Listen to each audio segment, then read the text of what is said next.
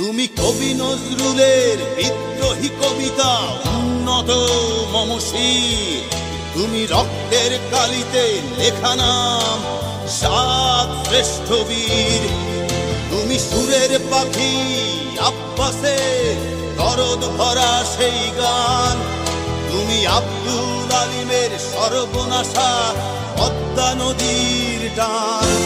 তুমি সুফিয়া কামালের কাব্য ভাষায় নারীর অধিকার, তুমি স্বাধীন বাংলা বেতার কেন্দ্রের শানিত ছুরির ধার।